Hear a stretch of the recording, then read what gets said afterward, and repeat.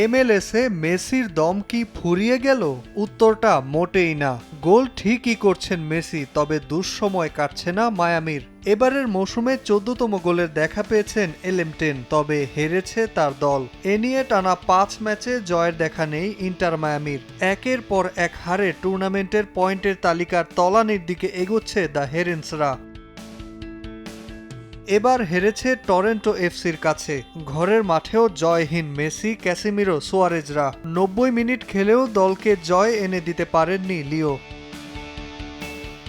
মায়ামির নু স্টেডিয়ামে টরন্টোর বিপক্ষে ম্যাচে ইনজুরি কাটিয়ে দলে ফেরেন জার্মান বেরতেরামে। পূর্ণ শক্তির দল নিয়ে খেলেও প্রথমার্ধ গোলশূন্য ছিল মায়ামির। একটা সুযোগ পেয়েও অবিশ্বাস্যভাবে গোল করতে ব্যর্থ হন সুয়ারেজ।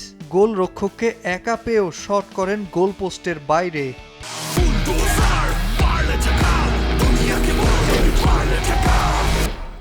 দ্বিতীয়ার্ধে আরও ছন্নছাড়া মায়ামি। 3 মিনিটে গোল হজম করে 2টি। ম্যাচের 59 ও 62 মিনিটে জশ সার্জেন্ট ও ডেরিক এতিয়েন জুনিয়রের গোলে লিড নেয় টরন্টো। 82 মিনিটে রদ্রিগো ডি পলের থ্রু পাসে মেসি গোল করে ব্যবধান কমায়। শেষ পর্যন্ত আশা ধরে রাখে গ্যালারির দর্শকরা। ম্যাচের যোগ করার সময়ে অল আউট আক্রমণ চালিয়েও সমতাসূচক গোলটি আদায় করতে পারেনি মায়ামি।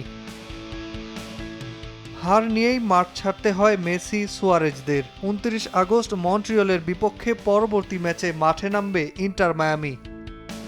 নাজমুল হাসান পুলক, সময় সংবাদ।